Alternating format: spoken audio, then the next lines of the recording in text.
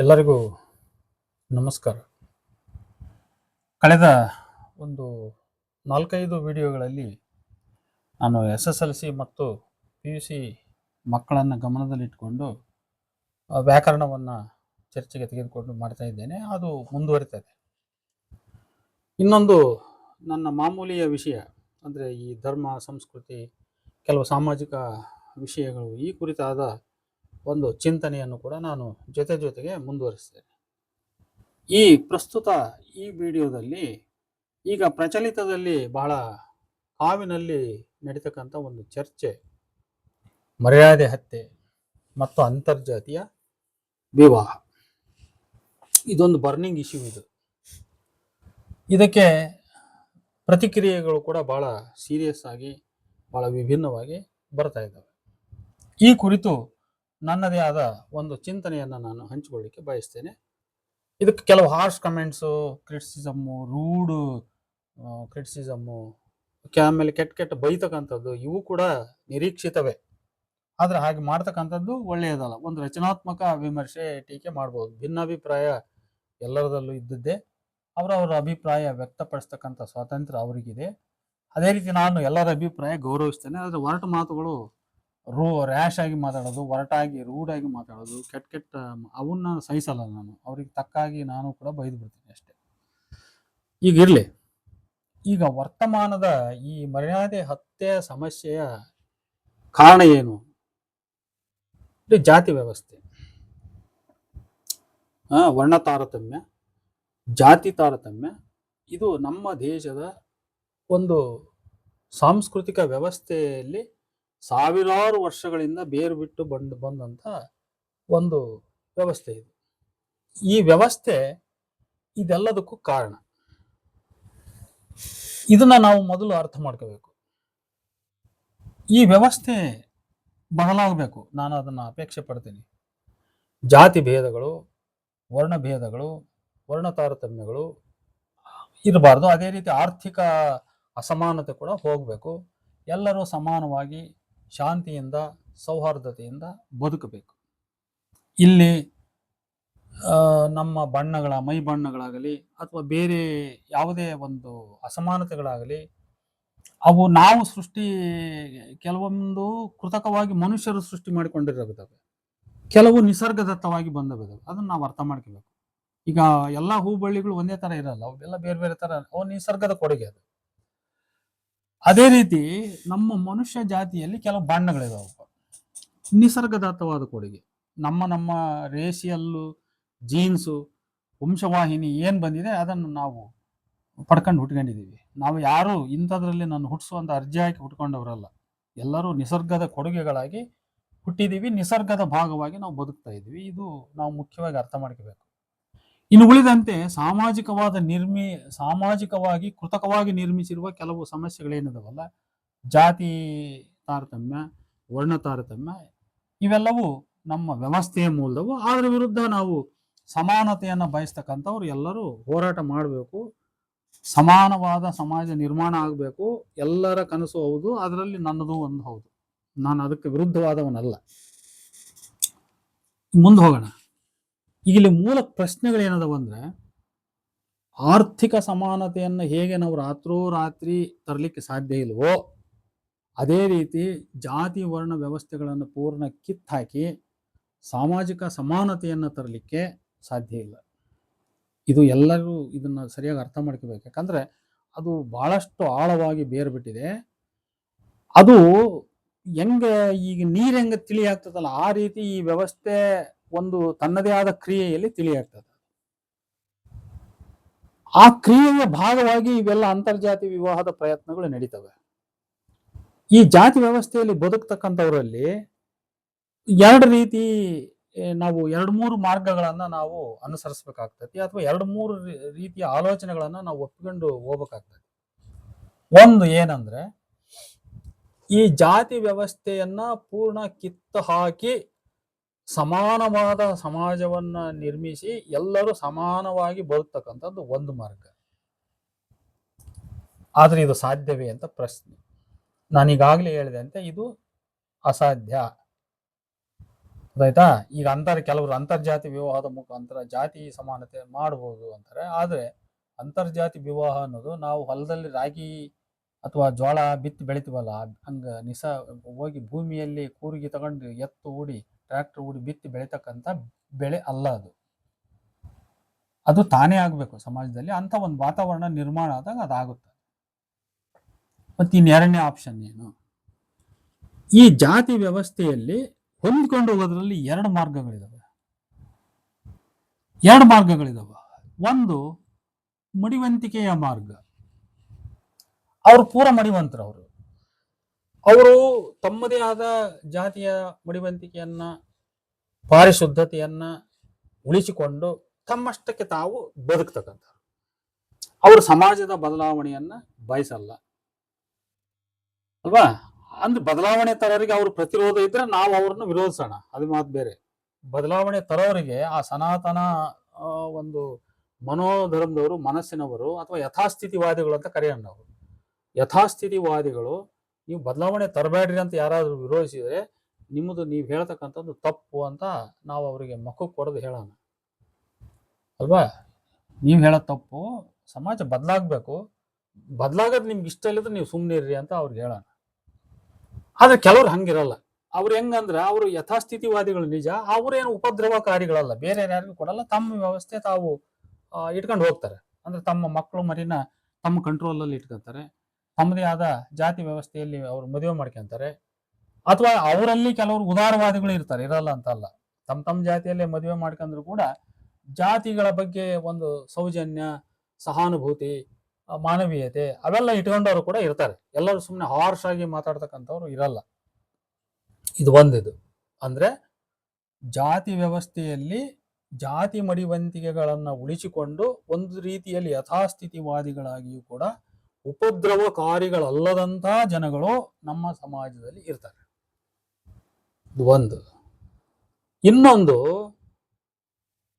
ಈ ಜಾತಿ ವ್ಯವಸ್ಥೆಗೆ ನಾವು ವಿರೋಧ ವ್ಯಕ್ತಪಡಿಸ್ತೀವಿ, ನಾವು ಬದಲಾವಣೆಯನ್ನ ತರಲಿಕ್ಕೆ ಬಯಸ್ತೀವಿ ಅನ್ನುವಂತ ಪ್ರೋಗ್ರೆಸಿವ್ ಥಿಂಕರ್ಸ್ಗಳು ಕೆಲವರು ಇರ್ತಾರೆ. ಸಮಸ್ಯೆ ಯಾರಿಂದ ಉದ್ಭವ ಆಗುತ್ತೆ, ಹೆಂಗ್ ಉದ್ಭವ ಆಗುತ್ತೆ, ಈ ಸಂಘರ್ಷಗಳು ಯಾಕೆ ನಡೀತವೆ ಅಂತ ನಾವು ಸರಿಯಾಗಿ ಅರ್ಥ ಮಾಡ್ಕೋಬೇಕಾದ್ರೆ, ನೋಡ್ರಿ, ಈಗ ಪೂರ ಯಥಾಸ್ಥಿತಿವಾದಿಗಳು ತಮ್ಮ ಮಕ್ಕಳು ಮರಿಯನ್ನ ತಮ್ಮದೇ ಕಂಟ್ರೋಲ್ನಲ್ಲಿ ಇಟ್ಕೊಂಡು ಅವರು ತಮ್ಮಂತೆನೇ ಯಥಾಸ್ಥಿತಿವಾದಿಗಳೇ ಆಗಿ ತಮ್ಮದೇ ಜಾತಿಯಲ್ಲಿ ಮದುವೆ ಮಾಡ್ಕೊಂತ ಒಕ್ಕರಲ್ಲ, ಅವರಿಂದ ಈ ತರದ ಮರ್ಯಾದೆ ಹತ್ಯೆ ಮತ್ತೊಂದು ಈ ಪ್ರಸಂಗ ಬರಲ್ಲ. ಅದೇನಾರ ಹತ್ಯೆ ಗಿತ್ಯ ಆದ್ರೆ ಅವ್ರವರಲ್ಲೇ ಆಗಿರ್ಬೇಕೆ ಹೊರತು, ಈಗ ಯಾವುದೋ ಒಂದು ಹುಡುಗ ಇನ್ನೊಂದು ಜಾತಿಯ ಹುಡುಗಿಗೆ ಹೋಗಿ ಅಥವಾ ಯಾವುದೋ ಒಬ್ಬ ಹುಡುಗಿ ಇನ್ನೊಂದು ಜಾತಿಯ ಹುಡುಗನಿಗೆ ಹೋಗಿ ಮದುವೆಯಾಗಿ ಅಲ್ಲೇನೋ ಒಂದು ಸಂಘರ್ಷ ಎಡೆದು ಹುಡುಗಿ ಕಡೆಯವ್ರು ಬಂದು ಹುಡುಗನ ಮೇಲೆ ಹಲ್ಲೆ ಮಾಡೋದು, ಅಥವಾ ಹುಡುಗನ ಸಾಯಿಸೋದು, ಅಥವಾ ಹುಡುಗರ ಕುಟುಂಬದವ್ರ ಮೇಲೆ ಹಲ್ಲೆ ಮಾಡೋದಾಗ್ಲಿ, ಅಥವಾ ಹುಡುಗನ ಕಡೆಯವ್ರು ಹೋಗಿ ಹುಡುಗಿನ ಕೊಲೆ ಮಾಡೋದು, ಅಥವಾ ಹುಡುಗಿ ಕಡೆಯವ್ರ ಮೇಲೆ ಹಲ್ಲೆ ಈ ಪ್ರಸಂಗಗಳು ಅಲ್ಲಿ ಯಾವುದು ನಡೆಯಲ್ಲ. ಅಲ್ಲಿ ಅವ್ರವ್ರದೇ ವ್ಯವಸ್ಥೆ ಒಳಗೆ ಏನಾದ್ರೂ ಸಮಸ್ಯೆಗಳು ಉದ್ಭವ ಆದ್ರೆ ಅದು ಅವ್ರಿಗೆ ಬಿಟ್ಟಿದ್ದ. ಆದ್ರೆ ಅವರು ಬೇರೆಯವರಿಗೆ ಯಾವುದೇ ಈ ರೀತಿಯ ಸಾಮಾಜಿಕ ತಳಮಳ ಹುಟ್ಟಿಸ್ತಕ್ಕಂಥ ಸಂಘರ್ಷಗಳು ಹೇಳಲಿಕ್ಕೆ ಅವ್ರು ಕಾರಣ ಆಗಿರಲ್ಲ. ಅಂತರ್ಜಾತಿ ಯುವಕ ಯುವತಿಯ ಮಧ್ಯೆ ಒಂದು ದೊಡ್ಡ ರಕ್ತಪಾತ ನಡೀತಕ್ಕಂಥ, ಎರಡು ಕುಟುಂಬಗಳ ಮಧ್ಯೆ ರಕ್ತಪಾತ, ಕಲಹ ನಡೀತಕ್ಕಂಥ ಸಮಸ್ಯೆಗಳಿಗೆ ಅವ್ರು ಕಾರಣ ಆಗಿರಲ್ಲ. ಅವರು ಯಥಾಸ್ಥಿತಿವಾದಿಗಳಾಗಿದ್ರು ಕೂಡ ಅವರು ಈ ಇಡೀ ಸಮಾಜದ ಒಟ್ಟು ವ್ಯವಸ್ಥೆಗೆ ನಿರುಪದ್ರವಕಾರಿಗಳಾಗಿ ಇರ್ತಾರೆ. ಅವ್ರೊಳಗೆ ಒಂದು ಕಲಹ ನಡೆದ್ರೆ ಅದು ಅವ್ರಿಗೆ ಬಿಟ್ಟಿದ್ದು. ಇದು ಒಂದಿದು. ಮತ್ತಿನ್ನ ಸಮಸ್ಯೆ ಯಾರಿಂದ ಉದ್ಭವ ಆಗ್ತದೆ ಇಲ್ಲಿ ಯೋಚನೆ ಮಾಡಿ. ತಂದೆ ತಾಯಿಗಳು ಯಥಾಸ್ಥಿತಿವಾದಿಗಳು, ಆದ್ರ ಮಕ್ಕಳು ಪ್ರೋಗ್ರೆಸಿವ್. ಇಲ್ಲಿ ಬರೋದು ಸಮಸ್ಯೆ. ತಂದೆ ತಾಯಿಗಳು ಯಥಾಸ್ಥಿತಿವಾದಿಗಳು ನಿಜ, ಮಕ್ಕಳು ಮಾತ್ರ ಪ್ರೋಗ್ರೆಸ್. ಇವ್ರು ಸನಾತನಿಗಳು, ಅವ್ರು ಸನಾತನಿಗಳಲ್ಲ. ಅಥವಾ ಅವ್ರಿಗೆ ಆ ವಿವೇಕ ಕೂಡ ಇರಲ್ಲ. ಎಷ್ಟೋ ಮಂದಿ ಈ ಪ್ರೇಮ ಗೀಮ ಮಾಡ್ತಾರಲ್ಲ, ಅವರಿಗೆ ಇಂಥ ದೊಡ್ಡ ಸಾಮಾಜಿಕ ಗಂಭೀರವಾದ ಯಾವ ಆಲೋಚನೆಗಳು ಅವ್ರಿಗಿರಲ್ಲ. ಅವರೆಲ್ಲ ಯಾವುದ್ರ ಹಿಂದೆ ಬೆನ್ನು ಬಿದ್ದಿರ್ತಾರೆ ಅಂದ್ರೆ, ಕೆಲವರು ಭಾರಿ ಅಲ್ಪಕಾಲಿಕ ಮಜಗಳಿಗೆ ಬೆನ್ನು ಬಿದ್ದಿರ್ತಾರೆ. ಯಾವುದೋ ಒಬ್ಬ ಹುಡುಗ ಅವನು ಗಾಡಿ ಗಿಡಿ ಹಾಕ್ಯಂದು ಶೋಕಿ ಲಾಲನಾಗಿ ಅಡ್ಡಾಡ್ತಾನಂದ್ರೆ ಅವನು ಯಾವ ಜಾತಿ ಅವನಂತ ಕೇಳಲ್ಲ, ಅವನು ಹಿಂದೋಕಾರ. ಇನ್ನ ಕೆಲವರು ಏನ್ ಮಾಡ್ತಾರೆ, ಕೆಲವರು ವೈಯಕ್ತಿಕ ಅವರ ದೈಹಿಕ ನೈಸರ್ಗಿಕ ನ್ಯಾಚುರಲ್ ಇನ್ಸ್ಟಿಂಕ್ಟ್ ಕೆಲಸ ಮಾಡ್ತವೆ. ಆ ಇನ್ಸ್ಟಿಂಕ್ಟ್ಗೆ ಸ್ಪಂದಿಸ್ತಕ್ಕಂತ ಒಬ್ಬ ಶಕ್ತಿ ಒಂದು ಹುಡುಗನ ಹತ್ರ ಐತೆ ಅಂದ್ರೆ ಅವನಿಗೆ ಅವರು ಮೋಹ ಹೊಂದ್ಬಿಡ್ತಾರೆ. ಹಾ, ಅವರಿಗೆ ದುಡ್ಡು ಕಾಸು ಖರ್ಚು ಮಾಡಬೇಕು, ಅಥವಾ ಅವನು ಆಕರ್ಷಕನಾಗಿ ಕಾಣಬೇಕು. ಯಾವುದೋ ಒಬ್ಬ ಸಿನಿಮಾ ನಟನ ಸ್ಟೈಲ್ನಲ್ಲಿ ಅವನು ಆ ತರ ಇದ್ದಾನೆ, ಅವನು ಈ ತರ ಇದ್ದಾನೆ ಅಂತ. ಇನ್ನು ಕೆಲವರಿಗೆ ಸಾಮಾಜಿಕ ಜೀವನದಲ್ಲಿ ಎಲ್ಲೋ ಒಂದ್ ಕಡೆ ಕಾಲೇಜ್ನಲ್ಲೋ ಅಥವಾ ಯಾವುದೋ ಒಂದು ಫ್ಯಾಕ್ಟ್ರಿನಲ್ಲೋ ಕೆಲಸ ಮಾಡ್ತಿರ್ತಾರೆ, ಅಥವಾ ಎಲ್ಲೋ ಒಂದು ಓಣಿನಲ್ಲಿ ಅಡ್ಡಾಡ್ತಿರ್ತಾರೆ, ಬಸ್ನಲ್ಲಿ ಪ್ರಯಾಣ ಮಾಡ್ತಿರ್ತಾರೆ, ಯಾವುದೋ ಒಂದು ಹಳ್ಳಿ ಜನ ಹುಡುಗ ಹುಡುಗಿ ಜೊತೆಗೆ ಓಡಾಡ್ತಿರ್ತಾರೆ, ಮಾರ್ಕೆಟ್ ಅಲ್ಲಿ ಭೇಟಿ ಆಗ್ತಾರೆ. ಹಿಂಗ ಆಕಸ್ಮಿಕ ಯಾವುದೋ ಒಂದು ಸಂದರ್ಭದಲ್ಲಿ ಪರಸ್ಪರ ಒಬ್ಬರೊಬ್ಬರು ಆಕರ್ಷಿತರಾಗಿ ಅವರು ಒಳಗಾಗಿ ಪರಸ್ಪರ ಸಂಬಂಧಗಳನ್ನ ಯಾರಿಗೂ ಹಿರಿಯರಿಗೆ ಗೊತ್ತಿಲ್ಲದಂತೆ. ಇಲ್ಲಿ ಯಾವ ಜಾತಿ ಹುಡುಗಿ ಯಾವ ಜಾತಿ, ಹುಡುಗಿ ಯಾವ ಜಾತಿ ಪ್ರಶ್ನೆ ಅಲ್ಲ, ನಾನು ಜನರಲ್ ಆಗಿ ಮಾತಾಡ್ತಾ ಇದ್ದೀನಿ. ಯಾರಿಗೂ ಅವ್ರ ಪೇರೆಂಟ್ಸ್ಗಳಿಗೆ ಗೊತ್ತಿಲ್ಲದಂತೆ ಒಂದು ಸಂಬಂಧವನ್ನು ಬೆಳೆಸ್ಕೊಂಡ್ಬಿಡ್ತಾರೆ. ಈ ಸಂಬಂಧವನ್ನ ಬೆಳೆಸ್ಕೊಂಡು ಅದು ಎಲ್ಲಿವರೆಗೂ ಹೋಗ್ತದೆ ಅಂದ್ರೆ ಕಡೆಗೆ ಮದುವೆ ಆಗಕ್ಕೂ ಒಂದು ಅಥವಾ ಎತ್ತಗಾರ ಓಡೋಗಕ್ಕೂ ಒಂದು ಅಂತ. ಇಲ್ಲಿ ಅನೇಕ ಘಟನೆಗಳು ನಡೀತವೆ. ಹಂಗಾಗ್ತಾರೆ, ಎಲ್ಲೋ ಓಡೋಗ್ಬಿಡ್ತಾರೆ, ಅಲ್ಲಿಂದ ಫೋನ್ ಮಾಡ್ತಾರೆ, ನಾನು ಇಂಥನ ಹತ್ರ ಇದೀನಿ, ಇಲ್ಲಿ ಆಗ್ಲೇ ಮದುವೆ ಆಗ್ಬಿಟ್ಟಿದ್ದೀನಿ. ಇನ್ನ ಕೆಲವರು ತಂದೆ ತಾಯಿಗಳು ಮುಂದೆ ಇಡ್ತಾರೆ, ನಾನು ಇಂಥಕ್ಕಿನ ಲವ್ ಮಾಡಿದ್ದೀನಿ, ನಾನು ಆಕೆ ಮದುವೆ ಆಗ್ತೀನಿ ಅಂತ. ಮತ್ತೆ ಅವ್ರು ಒಪ್ಪಿದ್ರೆ ಸರಿ ಮದುವೆ ಮಾಡ್ತಾರೆ. ಮತ್ತೆ ಒಪ್ಪಿಲ್ಲದ್ರೆ ಏನ್ ಮಾಡ್ಬಿಡ್ತಾರೆ ಅವರು, ಸ್ವಂತವಾಗಿ ಏನೋ ಆಗ್ಬಿಡ್ತಾರೆ ಅವರು. ಆಗ್ಲೇ ಅವರು ಪ್ರೌಢಾವಸ್ಥೆಗೆ ಬಂದಿರ್ತಾರೆ. ಅವ್ರಿಗೆ ಸರ್ಕಾರದ ನಿಯಮದ ಪ್ರಕಾರ 18, ಹುಡುಗಿಗೆ 18 ತುಂಬಿರ್ತೈತಿ, ಹುಡುಗನಿಗೆ 21 ತುಂಬಿರ್ತೈತಿ. ಕಾನೂನು ಪ್ರಕಾರ ಅವರು ಸ್ವ ಇಚ್ಛೆಯಿಂದ ಅವ್ರು ಎಲ್ಲಿ ಬೇಕಾದ್ರೂ ಮದುವೆ ಆಗ್ಲಿಕ್ಕೆ ನಮ್ಮ ಸಂವಿಧಾನಿಕ ಹಕ್ಕಿದೆ. ಹಾಗಾಗಿ ಅವ್ರು ಎಲ್ಲೋ ಹೋಗಿ ಮದುವೆ ಆಗ್ಬಿಡ್ತಾರೆ. ಇಲ್ಲಿ ಪ್ರಸಂಗ ಮದುವೆ ಅವರು ಆಗಾದ ಯಾವ ತರ ಇರಲಿ, ಅದು ಇಲ್ಲಿ ಮುಂದೆ ಸಂಘರ್ಷದ ಬಗ್ಗೆ ನಾವು ಯೋಚನೆ ಮಾಡೋಣ. ಇಂಥ ಸಂದರ್ಭದಲ್ಲಿ ಯಥಾಸ್ಥಿತಿವಾದಿ ತಂದೆ ತಾಯಿಗಳು ಅವ್ರು ತೋರ್ತಕ್ಕಂಥ ಮನೋಧರ್ಮದ ಮೇಲೆ ಮುಂದಿನ ವಿದ್ಯಮಾನ ನಿಂತಿದೆ, ಮುಂದಿನ ಪರಿಣಾಮ ನಿಂತಿದೆ. ಈಗ ಅಂತರ್ಜಾತಿ ವಿವಾಹ ಮಗ ಅಥವಾ ಮಗಳು ಆಗ್ಬಿಡ್ತಾಳೆ, ಅದನ್ನ ಅವ್ರ ಕೈಲೇ ಸಹಿಸ್ಕೊಳಕ್ ಆಗಲ್ಲ. ಸಹಿಸ್ಕೊಳಕ್ ಆಗದೆ ಇರೋರು ಅತ್ಯಂತ ಕ್ರೂರಿಗಳಾಗಿ, ಏನ್ ನಿನ್ನೆ ಮೊನ್ನೆ ಇತ್ಯಾದಿ ಹುಬ್ಬಳ್ಳಿ ಪ್ರಸಂಗ ಯಾವ್ಯಾವ ನಡೆದವಲ್ಲ, ಆ ತರ ನಡೆದು ಹೋಗಿ ಈಗ ಹುಡುಗನ ಕಡೆಯವನು ಹೋಗಿ ಹುಡುಗಿ ಕೊಲೆ ಮಾಡಬಹುದು, ಅಥವಾ ಆ ಹುಡುಗಿ ಮನೆಯವ್ರ ಮೇಲೆ ಅಟ್ಯಾಕ್ ಇಂಥವು ಜಾಸ್ತಿ. ಹುಡುಗಿನ ಹೋಗಿ ಅಟ್ಯಾಕ್ ಮಾಡೋದಕ್ಕಿಂತ ಅವ್ರ ಮನೆಯವ್ರ ಮೇಲೆ ಅಟ್ಯಾಕ್ ಮಾಡ್ತಾರೆ, ಅಥವಾ ಹುಡುಗನ್ನ ಅಟ್ಯಾಕ್ ಮಾಡ್ತಾರೆ. ಅವೆಲ್ಲ ಹುಡುಗನ್ನೆಲ್ಲ ಕೊಲೆ ಮಾಡಿಬಿಡ್ತಾರೆ, ಕೊಲೆ ಮಾಡಿ ಎಲ್ಲೋ ನಾಪತ್ತೆ ಬಿಸಾಕಿ ಬಂದ್ಬಿಡ್ತಾರೆ. ಇವ್ರು ಮಿಸ್ಸಿಂಗ್ ಕೇಸ್ ಕೊಟ್ಟು ಅದು ಇನ್ವೆಸ್ಟಿಗೇಷನ್ ಆದ್ಮೇಲೆ ಗೊತ್ತಾಗುತ್ತೆ. ಅಥವಾ ಉಲ್ಟಾ, ಈಗ ಹುಡುಗನ ಕಡೆಯವರು ಹೋಗಿ ಮಾಡಿಬಿಡ್ಬೋದು. ಇಲ್ಲಿ ಇದು ಯಾವಾಗ ಆಗ್ತತೆ ಅಂದ್ರೆ ಮೇಲು ಜಾತಿ ಮತ್ತು ಕೆಳ ಜಾತಿ ಇವೆರಡರ ಮಧ್ಯೆ ಒಂದು ವಿವಾಹ ಸಂಬಂಧಗಳು ಆದಾಗ ಆಗ್ತದೆ. ಸಮ ಜಾತಿಗಳ ಮಧ್ಯೆ ಇಂಥವು ಪ್ರಸಂಗಗಳು ಹುಟ್ಟೋದು ಬಹಳ ಕಡಿಮೆ. ಅವು ಅವರು ಮೇಲು ಜಾತಿಯವರೇ, ನಾವು ಮೇಲು ಜಾತಿಯವರೇ, ಏನೋ ಕಮ್ಯುನಿಟಿ ಬೇರೆ ಅಂತ ಅಂದಾಗ ಅವ್ರೊಬ್ಬರೊಬ್ರು ಸುಧಾರಿಸ್ಕೊಂಡ್ಬಿಡ್ತಾರೆ ಅವ್ರು, ಆಯ್ತಾ. ಆದ್ರೆ ಹುಡುಗಿದ ಒಂದು ಜಾತಿ, ಹುಡುಗಂದು ಇನ್ನೊಂದು ಜಾತಿ, ಪರಸ್ಪರ ಅವೆರಡು ಮೇಲೆ ಕೆಳಗಾದವು ಅಂದಾಗ ಈ ಪ್ರಸಂಗಗಳು ಉತ್ಪತ್ತಿ ಆಗ್ತವೆ. ಇಲ್ಲಿ ನಾನು ಹೇಳ್ತಕ್ಕಂಥದ್ದು ಒಂದು ಕಾಂಪ್ರಮೈಸ್ ಆಗಿ ಹೋಗ್ತಕ್ಕಂಥದ್ದು, ಇದು ಎಷ್ಟು ಒಳ್ಳೆಯದು ಅನ್ನೋದನ್ನ ನಾವು ವಿಚಾರ ಮಾಡೋದಷ್ಟೇ. ಏನ್ ಕಾಂಪ್ರಮೈಸ್ ಆಗೋದು? ಈಗ ಆಕೆ ನನ್ನ ಮಗ, ಅವನು ನನ್ನ ಮಗ ಆಗಿರ್ಲಿ, ನನ್ನ ಮಗಳಾಗಿರ್ಲಿ, ಅಥವಾ ಯಾರದೇ ಪೇರೆಂಟ್ಸಿನ ಮಗ ಅಥವಾ ಮಗಳಾಗಿರ್ಲಿ, ಅದು ಯಾವುದೇ ಜಾತಿಯವರಿರ್ಲಿ, ಈಗ ತಮ್ಮ ಮಾತುಗಳನ್ನ ಅಥವಾ ತಮ್ಮ ಮನೆಯ ಸಂಸ್ಕೃತಿಯನ್ನ, ತಮ್ಮ ಮನೆಯ ಇತಿಮಿತಿಗಳನ್ನ ಮೀರಿ ತಮ್ಮ ಮಕ್ಕಳು ಹೋಗಿ ಒಂದು ವಿವಾಹ ಸಂಬಂಧ ಬೆಳೆಸ್ಕೊಂಡ್ಬಿಟ್ಟಾರೆ ಅಂದಮೇಲೆ, ಅವರು ಆ ಪ್ರಾಯದ ವಯಸ್ಸಿನಲ್ಲಿದ್ದಾಗ ಅವರ ಸ್ವಾತಂತ್ರ್ಯವನ್ನ ನಾವು ಮನ್ನಿಸಿ, ಒಂದ್ ವೇಳೆ ನಮಗೆ ವೈಯಕ್ತಿಕವಾಗಿ ಅವ್ರು ಇಷ್ಟ ಆಗದೆ ಹೋದ್ರೆ ನಮ್ಮ ಮನೆಗೆ ನೀವು ಬರಬೇಡ್ರಿ, ನಮಗೆ ನೀವು ಮುಖ ತೋರಿಸ್ಬೇಡ್ರಿ, ಎಲ್ಲರ ನೀವು ಬದುಕೇಳ್ರಿ, ನಿಮ್ಮ ಬದುಕು ನಿಮಗೆ ಬಿಟ್ಟಿದ್ದು, ಒಳ್ಳೆಯದು ಕೆಟ್ಟದ್ದು ನಿಮಗೆ ಬಿಟ್ಟಿದ್ದು ಅಂತ ಹೇಳಿ ಕೈ ಬಿಟ್ಬಿಡೋದು. ಇದು ಮನುಷ್ಯತ್ವ. ಇದು ಯಾಕಂದ್ರೆ ನಾವು ವ್ಯಕ್ತಿ ಸ್ವಾತಂತ್ರ್ಯಕ್ಕೆ ಗೌರವ ಕೊಡಬೇಕು.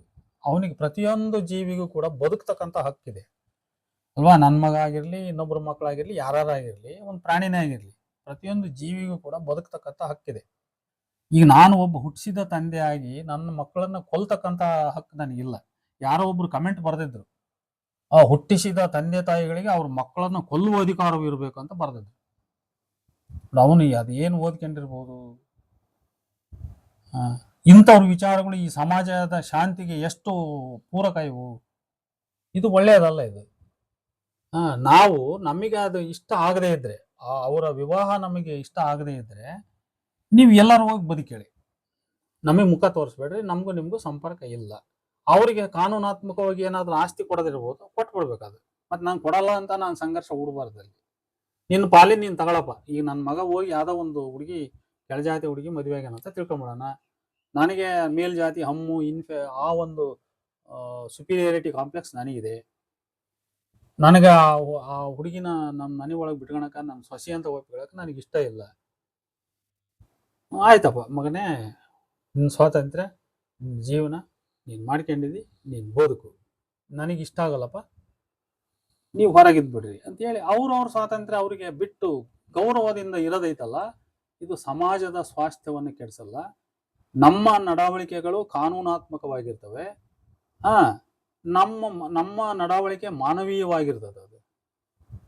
ಅದು ಬಿಟ್ಟು ನಾನು ಹೋಗಿ ಯಾರನ್ನು ಕೊಲೆ ಮಾಡಿದೆ, ಯಾರನ್ನು ಹಲ್ಲೆ ಮಾಡಿದೆ, ಅದು ನನ್ನ ಜಾತಿ ಮರ್ಯಾದೆ ಕೆಡಿಸ್ತು ಅಂತಲೋ ಮತ್ತೊಂದು, ಇದು ಅಷ್ಟೊಂದು ಒಳ್ಳೆಯದಲ್ಲ ಇದು.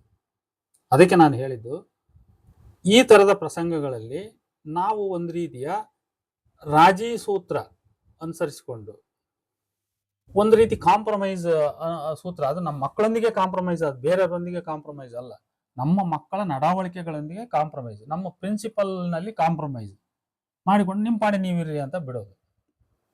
ಅದು ಬಿಟ್ಟು ನಾನು ಹೋಗಿ ಅವ್ರನ್ನ ಕೊಲೆ ಮಾಡೋದು ಅಥವಾ ಇನ್ನೊಬ್ಬರ ಮೇಲೆ ಇದರಿಂದ ಏನು ಪ್ರಯೋಜನ ಹೇಳಿ? ಈಗ ನಾನು ಹೋಗಿ ನನ್ನ ಮಗನ್ನೇ ನಾನು ಕೊಲೆ ಮಾಡಿದೆ, ಅಥವಾ ನನ್ನ ಮಗನ ಹಿಂದೆ ಬೆನ್ನು ಬಿದ್ದಂಥ ಯಾವುದೋ ಒಬ್ಬ ಹುಡುಗಿನೇ ಕೊಲೆ ಮಾಡಿದೆ ಅಂದರೆ ನಾನು ಆ ಕೊಲೆಗಾರನಾಗಿ ಅಪರಾಧಿ ಆಗ್ತೀನಿ, ಕಾನೂನು ನಾನು ಬಿಡೋಲ್ಲ, ಶಿಕ್ಷೆ ಮಾಡ್ತದೆ, ಅದು ನಾನು ತಗೊಂಡೋಗಿ ಜೈಲಿಗೆ ಆಗ್ತದೆ. ಇದರಿಂದ ಆದ ಲಾಭ ಏನು? ನಾನು ಅಪರಾಧಿಯಾಗಿ ಜೈಲಿಗೆ ಹೋದೆ, ಮಗಳು ಸತ್ತು ಹೆಣ ಆದ್ಲು ಅಲ್ವಾ, ನನ್ನೇನು ಸಮಾಜದಲ್ಲಿ ಯಾರು ಒಳ್ಳೆಯರಂತ ಕಾಣಲ್ಲ ಅಲ್ವಾ. ಆದ್ರಿಂದ ಈ ಅಂತರ್ಜಾತಿ ವಿವಾಹಗಳ ಕುರಿತಾಗಿ ಈ ಮರ್ಯಾದೆ ಹತ್ಯೆಗಳು ನಡೀತಕ್ಕಂಥದ್ದು ಐತಲ್ಲ, ಇದು ಒಂದು ರೀತಿಯ ಕೆಟ್ಟ ಮನಸ್ಸಿನ ಪರಿಣಾಮ ಅಂತ ನಾನು ಅನ್ಕೊಂಡಿದ್ದೀನಿ.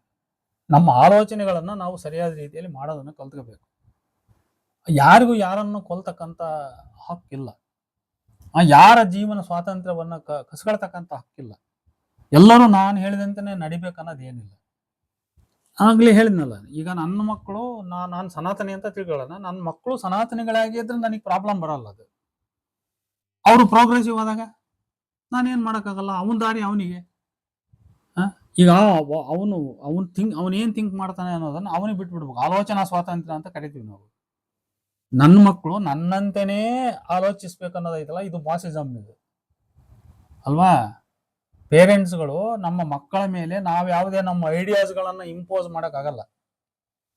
ಅವರವರ ಮಕ್ಕಳ ಸ್ವಾತಂತ್ರ್ಯವನ್ನು ಅವರಿಗೆ ಬಿಟ್ಬಿಡ್ಬೇಕು, ಅವರವರ ಆಲೋಚನೆ. ನಾವೇನು ಹೇಳ್ಬೋದು ಹಂಗಾದ್ರೆ? ತಂದೆ ತಾಯಿಗಳ ಜವಾಬ್ದಾರಿ ಏನಂಗಾದ್ರೆ?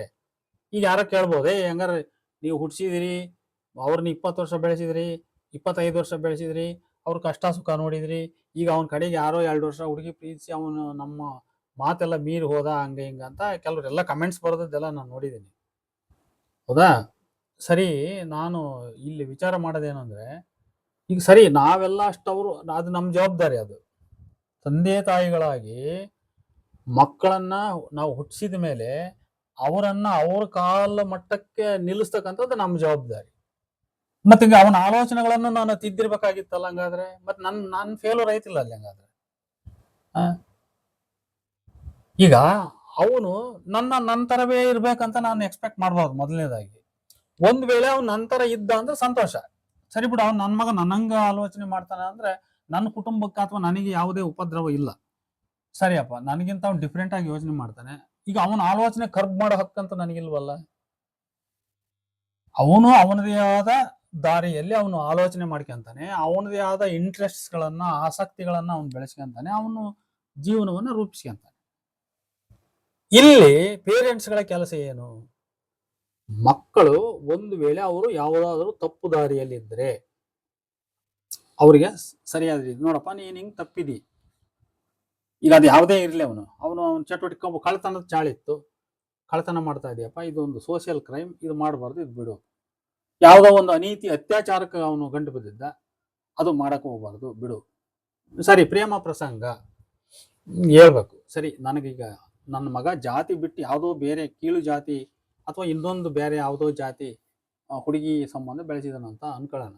ನಾನು ತಂದೆಯಾಗಿ ಏನು ಮಾಡ್ಬೋದು, ಅವನು ಕರೆಸಿ ಕುಂದಿಸ್ಕೊಂಡು, ನೋಡಪ್ಪ ನೀನು ಯಾವ ಹುಡುಗಿ ಪ್ರೀತಿ ಮಾಡಿ ಇಂಥವ್ರು ನೋಡಪ್ಪ, ನಮ್ಮ ಜಾತಿ ವ್ಯವಸ್ಥೆಯಲ್ಲಿ ಅವರು ನಮಗೆ ಕೆಳ ಜಾತಿ, ನಾವು ಮೇಲ್ಜಾತಿ. ಈಗ ನಾಳೆ ನೀನು ಮದುವೆ ಆದೆ ಅಂತ ತಿಳ್ಕೊ, ನಾಳೆ ಈ ಜಾತಿ ಸಮಸ್ಯೆಗಳು ಉದ್ಭವ ಆಗ್ತವೆ. ನಾಳೆ ನಿನ್ನ ಹೆಂಡ್ತಿನ ನಿನ್ನ ಸರಿಯಾದ ರೀತಿಯಲ್ಲಿ ಸಮಾನವಾಗಿ ಕಾಣಲ್ಲ, ಮತ್ತು ನೀನು ಇಂಥ ಸಮಸ್ಯೆಯೆಲ್ಲ ಎದುರಿಸ್ಬೇಕಾಗತ್ತೆ. ಮತ್ತೆ ನಾಳೆ ನಿನ್ನ ವಂಶ ಮುಂದಿನ ವಿವಾಹ ಸಂಬಂಧ ಇದನ್ನೆಲ್ಲ ನಾವು ಈ ಸಿಸ್ಟಮ್ ಅಂತ ಬಿಟ್ಟು, ಸೋಷಿಯಲ್ ಸಿಸ್ಟಮ್ ಅಂತ ಬಿಟ್ಟು ಹೊರಗೆ ಹೋಗೋಕ್ಕಾಗಲ್ಲ. ನಾಳೆ ಇವೆಲ್ಲವನ್ನು ಎದುರಿಸ್ಬೇಕಾದ ಪ್ರಸಂಗ ಬರ್ತೈತಿ. ಮತ್ತು ಇದೆಲ್ಲ ಎದುರ್ಸಕ್ಕೆ ರೆಡಿ ಇದೆಯಾ? ರೆಡಿ ಇದ್ರೆ ಹೋಗಪ್ಪ, ನಿನ್ನ ಇಷ್ಟ, ಅದು ನಾವು ಬೇಡ ಅನ್ನಲ್ಲ. ಮತ್ತು ರೆಡಿ ಇಲ್ದಲೆ ನೀನು ಏನೇನೋ ಸುಮ್ಮನೆ ಯಾವುದೋ ಒಂದು ಒಂಥರ ಅಪ್ರಬುದ್ಧವಾದ ಆಲೋಚನೆಯಲ್ಲಿ, ವಯಸ್ಸಿನ ವ್ಯಾಮೋಹದಲ್ಲಿ ನೀನು ಹೋಗಿದಿ ಅಂದರೆ, ನೋಡಪ್ಪ ಸರಿಯಾದ ರೀತಿ ಇದನ್ನು ತಿಳುವಳಿಕೆ ತಗೋ, ತಿದ್ದಿಕೋ, ಇದು ನಿನಗೆ ಸರಿ ಅನಿಸ್ತತ ಬಿಡ್ತತ ಯೋಚನೆ ಮಾಡೋ ಅಂತ ಅವನಿಗೊಂದು ಆಲೋಚನೆ ಅವಕಾಶ ಕೊಡಬೇಕು, ನಾವು ಎಚ್ಚರಿಸ್ಬೇಕು.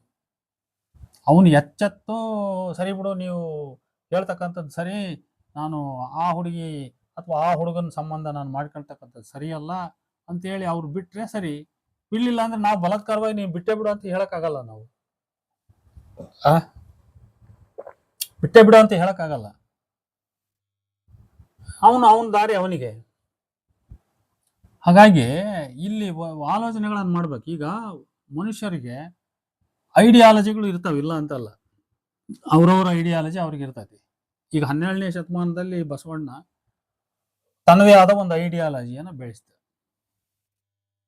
ಆ ಐಡಿಯಾಲಜಿಯಿಂದ ಪ್ರಭಾವಿತರಾಗಿ ಮಧುವರಸ ಹರಳಯ್ಯ ಅಂತಕ್ಕಂಥವ್ರು ತಮ್ಮ ಅಂತರ್ಜಾತಿ ವಿವಾಹವನ್ನು ಮದುವೆ ಮಾಡ್ಲಿಕ್ಕೆ ಹೋದ್ರು. ಅದರ ಪರಿಣಾಮ ಏನಾಯ್ತದು, ಅವ್ರು ಬಲಿಯಾದರು. ಇಡೀ ಈ ಸಾಮಾಜಿಕ ಕ್ರೋಧಕ್ಕೆ ತುತ್ತಾಗಿ ಅವ್ರು ಬಲಿಯಾಗ್ಬಿಟ್ರು ಅವರು, ಅಲ್ವಾ? ಅಂದ್ರೆ ಈ ನಮ್ಮ ವ್ಯವಸ್ಥೆ ಅಂತಕ್ಕಂಥದ್ದು ಇಂಥವನ್ನೆಲ್ಲ ಬಹಳ ಸಹಾನುಭೂತಿಯಿಂದ ಸಹಿಸಿಕೊಳ್ತಕ್ಕಂಥ ಮಟ್ಟಕ್ಕೆ ಇದು ಸಮಾಜ ಬೆಳೆದಿದೆಯಾ ಅಂತ ಪ್ರಶ್ನೆ ಕಂಡ್ರೆ ಬೆಳೆದಿಲ್ಲ. ಇನ್ನ ಬೆಳೆದಿಲ್ಲ. ನಾವೆಲ್ಲ ಇನ್ನೂ ಬಹಳ ಕಾಲ ಹೋಗ್ಬೇಕು, ಇನ್ನೂ ಅನೇಕ ಶತಮಾನ ಹೋಗ್ಬೇಕಿದೆ. ಎಲ್ಲರೂ ಸಾಂಸ್ಕೃತಿಕವಾಗಿ ಒಂದಾಗಬೇಕು. ಮೊದಲು ಸಾಮಾಜಿಕ ರಂಗದಲ್ಲಿ ಮೊದಲು ಕೂಡ್ಕೊಳ್ಳೋದು ಕಲ್ತ್ಕೋಬೇಕು. ಒಂದು ರೀತಿ ಯಾವುದೋ ಒಂದು ಭಜನೆ ಮಾಡೋದ್ರಲ್ಲೋ, ಒಂದು ಸಹಭೋಜನ ಮಾಡೋದ್ರಲ್ಲೋ, ಇನ್ನೊಂದರಲ್ಲೋ ನಾವು ಪರಸ್ಪರ ಒಬ್ಬರನ್ನೊಬ್ಬರು ಕೂಡ್ಕೋಬೇಕು. ಎಲ್ಲರ ಜೀವನ ಸ್ತರಗಳು ಮೇಲೆ ಇರಬೇಕು. ನಿಧಾನವಾಗಿ ನಮ್ಮ ಜಾತಿ ವ್ಯವಸ್ಥೆಯ ಈ ಕೀಳರಿಮೆ ಮೇಲರಿಮೆ ಅನ್ನೋ ವಿಚಾರಗಳು ಹೊರಟೋಗ್ಬೇಕು. ಆಗ ಒಬ್ರೊಬ್ರ ಮಧ್ಯೆ ಪ್ರೀತಿ ಇತ್ಯಾದಿ ಇವೆಲ್ಲ ಇವು ಎಕ್ಸೆಪ್ಟಬಲ್ ಅಂತ ಅನ್ನಿಸ್ಕೊಳ್ತವೆ. ಈಗ ಏನಾಗಿದೆ ಅಂತ ಹೇಳಿದ್ರೆ, ಕೆಲವು ಸುಪೀರಿಯರ್ ಕ್ಲಾಸ್ಗಳಲ್ಲಿ ಇವೆಲ್ಲವೂ ಟೇಕ್ ಇಟ್ ಫಾರ್ ಗ್ರಾಂಟೆಡ್ ಎಲ್ಲ ನಡ್ಕೊಂಡು ಹೋಗ್ತಾವೆ. ಈಗ ನಮ್ಮ ನೋಡ್ರಿ, ಎಷ್ಟೋ ಮಂದಿ ಹಿಂದುತ್ವವಾದಿ ದೊಡ್ಡ ದೊಡ್ಡ ಪೊಲಿಟಿಷಿಯನ್ ಲೀಡರ್ಗಳು ಅದಾರೆ, ಸಿನಿಮಾ ನಟರು ಅದಾರೆ. ಇವರೆಲ್ಲ ಹಿಂದೂ ಮುಸ್ಲಿಂ ಅಂತ ಜಾತಿ ಭೇದಗಳನ್ನ, ವರ್ಣ ಭೇದಗಳನ್ನ ಏನು ಬಿತ್ತಾರಲ್ಲ ಇವರು, ಇಂಥವ್ರ ಕುಟುಂಬಗಳಲ್ಲಿ ಅನೇಕ ಮುಸ್ಲಿಂ ಸಮುದಾಯದಲ್ಲಿ ಮದುವೆ ಆದಂತ ಉದಾಹರಣೆಗಳು ನೂರಾರು ಅದಾವೆ, ಎಕ್ಸಾಂಪಲ್ಗಳು.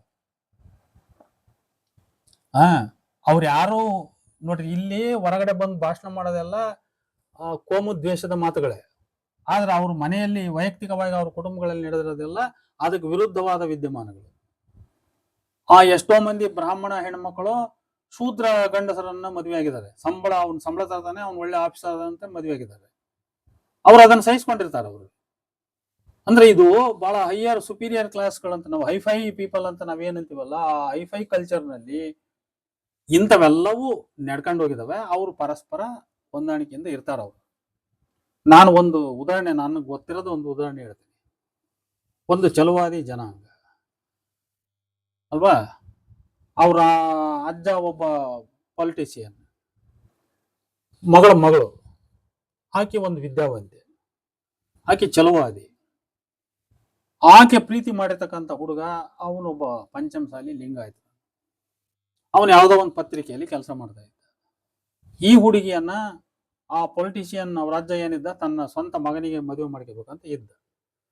ಆದ್ರೆ ಆ ಹುಡುಗಿ ಒಳಗಡೆನೆ ಯಾರೋ ಒಬ್ಬನ್ನ, ಅದೇ ಪಂಚಮಸಾಲಿ ಲಿಂಗಾಯತ ಪತ್ರಿಕೆಯಲ್ಲಿ ಕೆಲಸ ಮಾಡೋರನ್ನ ಲವ್ ಮಾಡಿದ್ಲ.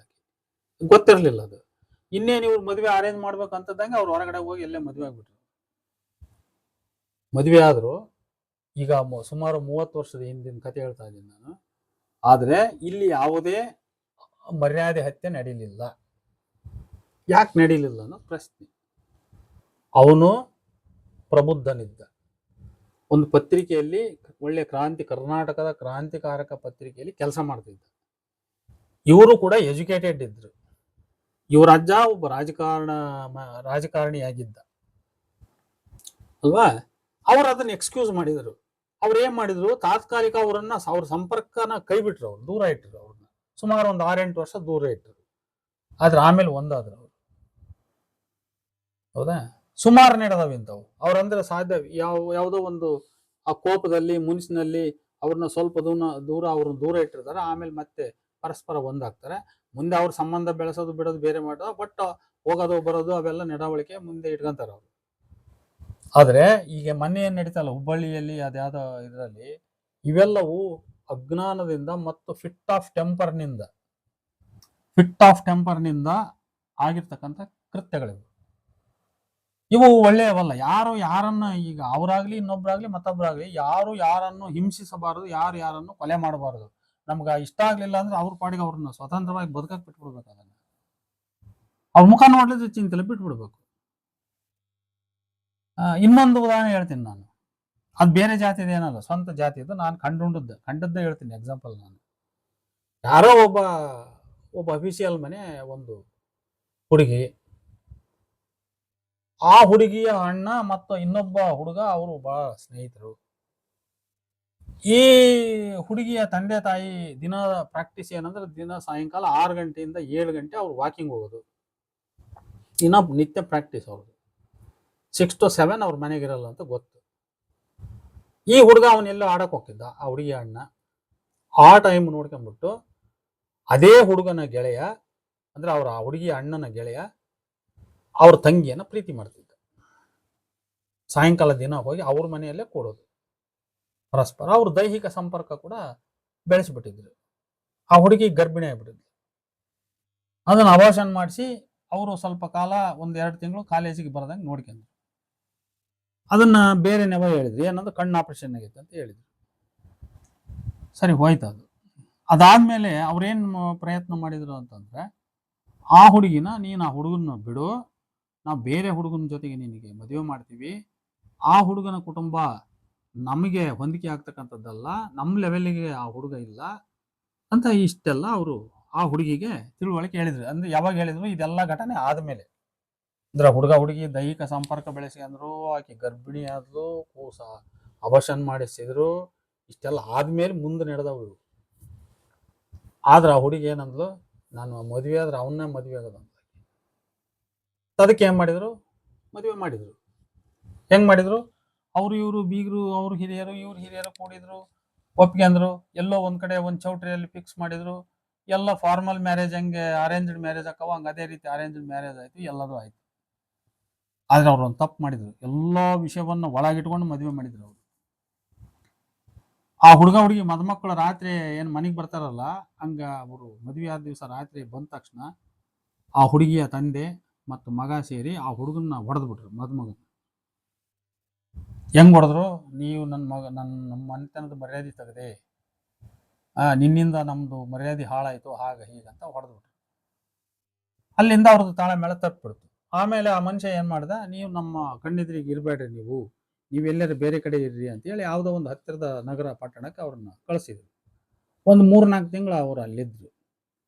ಆಮೇಲೆ ಆ ಹುಡುಗನ ವಾಪಸ್ ಕರ್ಕೊಂಡು ಮತ್ತೆ ತಮ್ಮ ಊರಿನಲ್ಲೇ ತಮ್ಮ ಮನೆಯಿಂದ ಒಂದು 300-400 ಮೀಟರ್ ದೂರದಲ್ಲಿ ಯಾವುದೋ ಒಂದು ಮನೆ ಮಾಡಿ ಕೊಟ್ಟರು.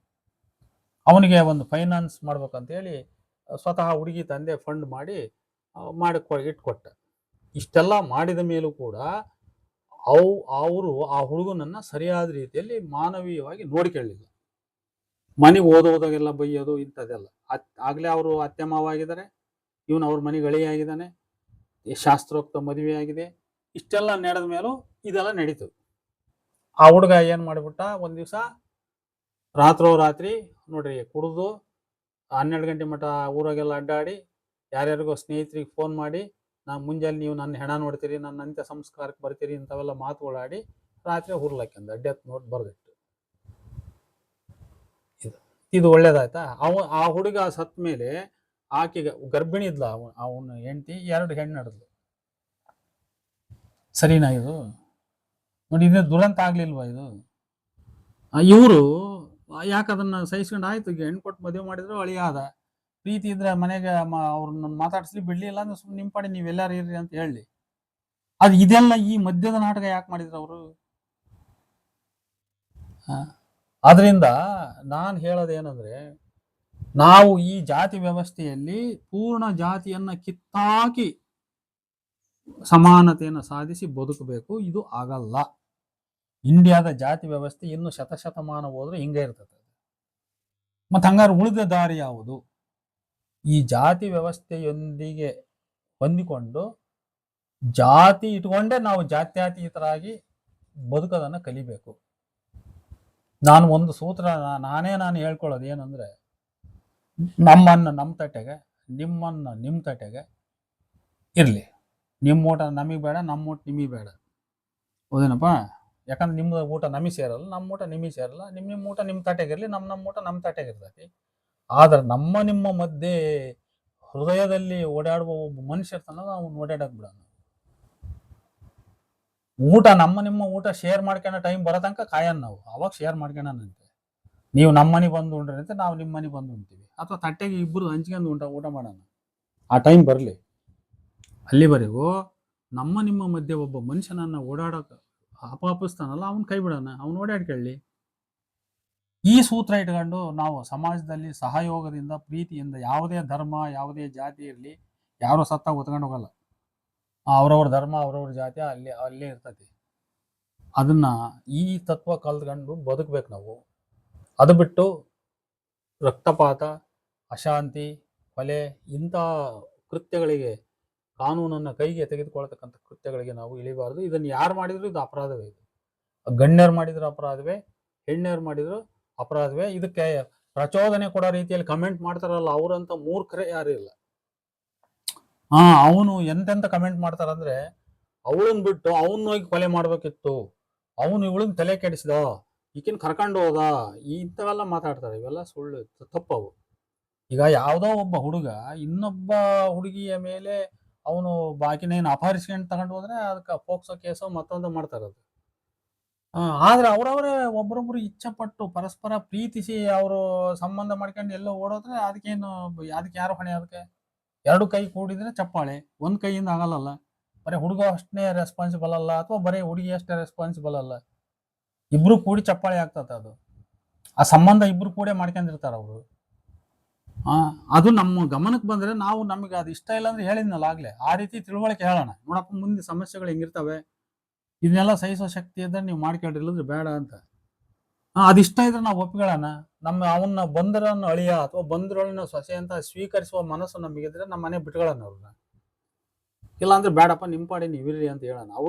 ಅವ್ರ ಜೀವನ ಸ್ವಾತಂತ್ರ್ಯ ಕಸ್ಕೊಳ್ಳೋದು ಯಾರಿಗೂ ಸರಿಯಾದ್ದಲ್ಲ. ಇದು ಆ ಹಕ್ಕು ನಮಗಿಲ್ಲ. ನಮ್ಮ ಭಾರತ ಸಂವಿಧಾನದೊಳಗೆ ಅದಕ್ಕೆ ಅವಕಾಶ ಇಲ್ಲ.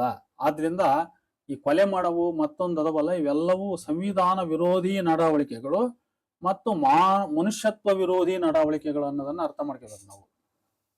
ಇವು ಎರಡೂ ವಿರೋಧ ಮಾಡ್ತವೆ. ಮನುಷ್ಯತ್ವ ವಿರೋಧ, ಸಂವಿಧಾನ ವಿರೋಧ, ಮತ್ತೆ ಆಟೋಮೆಟಿಕಲಿ ಧರ್ಮ ವಿರೋಧವೂ ಹೌದದು. ಆ ಧರ್ಮ ಅನ್ನೋದು ಕೊಲೆ ಮಾಡ ಅಂತ ಹೇಳಲ್ಲ, ಅದು ದಯೆಯ ಧರ್ಮ. ಅದರಿಂದ ಇದೊಂದು ವಿಷಯವನ್ನ ನಾನು ಶೇರ್ ಮಾಡ್ಕೊಂಡಿದ್ದೇನೆ. ನನ್ನ ಮಾತುಗಳು ನಿಮಗೆ ಇಷ್ಟ ಆಗ್ತಾವೋ ಇಲ್ಲೋ ಕೇಳಿದವರಿಗೆಲ್ಲ ಗೊತ್ತಿಲ್ಲ. ನೀವು ಕೆಟ್ಟ ಕಮೆಂಟ್ ಅಂತೂ ಮಾಡಕ್ ಹೋಗ್ಬೇಡ್ರಿ. ನೀವು ಕೆಟ್ಟ ಕಮೆಂಟ್ ಮಾಡಿದ್ರೆ ನಾನು ಕೆಟ್ಟ ಬೈಯೋದು ಮಾತ್ರ ನಿಜ. ಇಷ್ಟು ಹೇಳ್ತಾ ನನ್ನ 4 ಮಾತುಗಳನ್ನು ಮುಗಿಸ್ತಾ ಇದ್ದೇನೆ. ನಮಸ್ಕಾರ.